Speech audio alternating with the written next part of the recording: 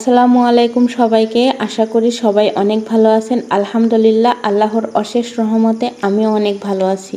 গতকাল রাতে আমি আসছি আমাদের গ্রামের বাড়ি।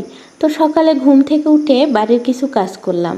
এবার রান্না করতে হবে। তো গ্রামে এসে বাজার থেকে বাজার করার কোনো তাড়াহুড়া নেই। এখানে বাজার না করেও রান্না করা যায়। আজ আমি নিজের বাড়ির উঠানের সবজির গাছ থেকে টাটকা সবজি তুলে রান্না করব। আজ আমি যা যা রান্না করব তার একটি উপাদানও বাজার থেকে কেনা না। যেই ভাবা সেই কাজ। আমি একটি ঝুড়ি নিয়ে চলে আসলাম বেগুন গাছে। আমাদের বাড়ির উঠানের পাশে একটি পুকুর আছে, আর এই পুকুরের ধারে আমাদের কিছু সবজি লাগানো। মাটির গন্ধ মেশানো এই সবজির স্বাদ যেমন আলাদা, তেমনি স্বাস্থ্যকর এবং নিরাপদ। এই যে দেখুন, মাশাআল্লাহ, আমাদের বেগুন গাছে কি সুন্দর বেগুন ধরে আছে। আমি এখন এই বেগুনগুলা তুলে নেব। দেখুন, ফটাফট করে আমি কি সুন্দর বেগুন তুলে ফেললাম। আমার বেগুন উঠানো শেষ। দেখুন কি সুন্দর সুন্দর কতগুলা বেগুন উঠিয়ে ফেলছি। আমাদের এখানে মিষ্টি কুমড়ার গাছও লাগানো আছে। মাশাআল্লাহ, মিষ্টি কুমড়ার গাছেও অনেক মিষ্টি কুমড়া ধরছে। গ্রামের মানুষ অনেক পরিশ্রম করে, তাই তারা সকালে ভারী কিছুই খেয়ে থাকেন। তাই আমি সকালে ভাত তরকারি রান্না করার সিদ্ধান্তই নিয়েছি। বেগুন তলা শেষ। এখন আমি সজনে গাছ থেকে কিছু সজনে ডাঁটা নেব। আমাদের বাড়ির উঠানেই সজনে গাছ, বাড়ির উঠানেই বাজার। নিজের হাতেই তুলছি এসব টাটকা টাটকা সবজি। একটা কথা বলতে ভুলেই গেছি, আমি আজ রান্না করব মাটির চুলায়। মাটির চুলার রান্নার স্বাদই আলাদা। গ্যাস বা ইলেকট্রিক চুলার যুগে দাঁড়িয়ে এখনও এই মাটির চুলার রান্নায় যে স্বাদ, সেটা বলে বোঝানো যায় না, শুধু অনুভব করেই বোঝা যায়। আল্লাহর রহমতে আমাদের আম গাছেও অনেক আম আছে। গ্রামের বাড়ির উঠান, মাটির চুলা, পুকুর পাড়ে বসে গল্প করা, এসব তো আসল জীবনের স্বাদ। সবজি যেটাই রান্না করি না কেন, সাথে আলু না হলে আমার তো চলেই না। আলু আমার খুব পছন্দর একটা সবজি। সজনে ডাঁটা তোলা শেষ করে আমি এখন আসছি আলু নিতে। এই আলুগুলাও আমাদের ক্ষেতের। দেখুন, এখানে সব আলাদা আলাদা করে রাখা আছে।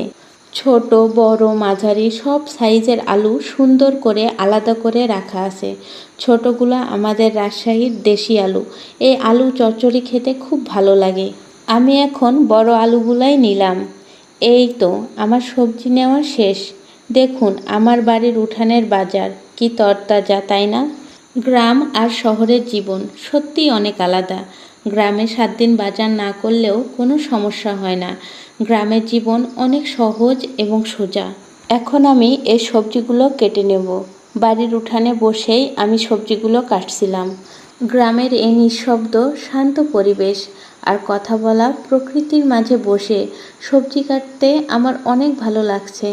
মনে হচ্ছে যেন বুক ভরে নিঃশ্বাস নিচ্ছি। এই তো আমার সবজি কাটা শেষ। কাটা সবজিগুলো দেখতেও অনেক সুন্দর লাগছে। সবজি কাটা শেষ করে আমি আগে চাউল নিয়ে নিলাম ভাত বসানোর জন্য। আসলে একটু বেলা হয়ে গেছে সকালে খাবারের জন্য, তাই আমি ভাতটা রাইস কুকারে বসিয়ে দেব। ভাত হতে হতে যাতে আমি তরকারিটা রান্না করতে পারি। হাতে সময় থাকলে আমি অবশ্যই ভাতটাও চুলায় রান্না করতাম। চাউলগুলা ভালোভাবে ধুয়ে আমি বসিয়ে দিলাম। তারপর আবার চলে আসলাম সবজিগুলো ধুয়ে নিতে। ভালোভাবে সবজিগুলো ধুয়ে নিলাম। গ্রামে আসলে বোঝা যায় প্রকৃতি নিজেই আমাদের বাজার। নিজের গাছের সবজিতে রান্না করার আনন্দই আলাদা। নিজের বাগানের সবজির টাটকা স্বাদ, এক ফোঁটা ভালোবাসা আর এক চিমটি মাটির গন্ধে ভরা গ্রামের রান্না। এই যে মাছগুলা দেখছেন, এটাও বাজার থেকে কেনা না, এগুলা আমাদের পুকুরের মাছ। মাছগুলা ভালোভাবে ধুয়ে নিয়ে সুন্দর করে মশলা মাখিয়ে আমি চলে গেলাম চুলার কাছে। মাছগুলো এখন আমি ভেজে নিব। এই সেই গ্রামের ঐতিহ্যবাহী মাটির চুলা। এখানে আমি আপনাদের উদ্দেশ্যে একটা কথা বলতে চাই। এখানে আমি কোনো রান্নার রেসিপি শেয়ার করছি না, শুধু আমি যেভাবে রান্না করি সেটাই দেখাবো। প্রথমে আমি মাছগুলো ভেজে নেওয়ার জন্য চুলায় কয়রা বসিয়ে দিলাম। তারপর কয়রা গরম হলে তেল দিলাম। তেলটাও কিছুক্ষণ গরম করে নিয়ে তারপর আমি মাছগুলো দেব। এই তো তেলে আমি মাছগুলো ছেড়ে দিয়েছি। এবার কিছুক্ষণ ভালোভাবে এপিট ওপিট ভেজে নেব। এই তো আমার মাছগুলো ভালোভাবে ভাজা হয়ে গেছে। এরপর আমি মাছগুলো উঠিয়ে নেব। মাছগুলো উঠিয়ে নিয়ে আমি কয়রায় পেঁয়াজ দিয়ে দিলাম। পেঁয়াজগুলো নেড়ে চেড়ে যখন বাদামি কালার চলে আসবে, তখন আমি এই পেঁয়াজের মধ্যে সবগুলো মশলা দিয়ে দেব। এবার আমি সবগুলো মশলা কিছুক্ষণ কষিয়ে নিব।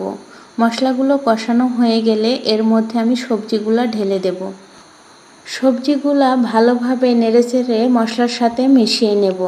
কিছুক্ষণ নাড়াচাড়া করে সবজিগুলা ভালোভাবে মশলার সাথে মিশিয়ে নেব। ভালোভাবে সবজিগুলা মশলার সাথে মেশানো হয়ে গেলে অল্প কিছু পানি দেব। এরপর ঢাকনা দিয়ে ঢেকে দেব, যাতে সবজিগুলো কিছুক্ষণ ভালোভাবে কষিয়ে নেওয়া যায়।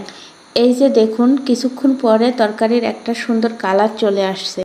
সবজিগুলো সুন্দরভাবে কষানো হয়ে গেছে। এই যে দেখুন, আমি চেক করে দেখছিলাম যে সবজিগুলো কষানো হয়েছে কিনা।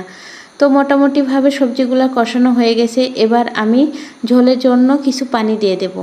পানি দেওয়ার পরে আমি আরও কিছুক্ষণ রান্না করে নেব। কিছুক্ষণ রান্না করার পর আমি ভেজে রাখা মাছটাও তরকারির মধ্যে দিয়ে দিলাম।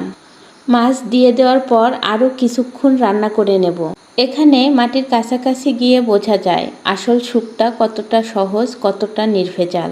কিছুক্ষণ রান্না করে নেয়ার পর আমার তরকারির ঝোলটা গাঢ় হয়ে আসছে, তার মানে তরকারিটা হয়ে গেছে। এখন আমি তরকারিটা নামিয়ে অন্য একটা পাত্রে ঢেলে নেব। আমার মাটির চুলায় ধোয়া আর আগুনের তাপে রান্না করা এই বেগুন, আলু আর সজনে ডাঁটার ঝোল এখন একেবারে পরিবেশনের জন্য রেডি। গরম ভাতের সাথে এর স্বাদ আর ঘ্রাণ যে কতটা তৃপ্তিদায়ক সেটা বলে বোঝানো যাবে না। আজকের ভিডিওটি এই পর্যন্তই। ভিডিওটি ভালো লাগলে সবাই লাইক, কমেন্ট আর শেয়ার করে দিবেন। সবাই ভালো থাকবেন।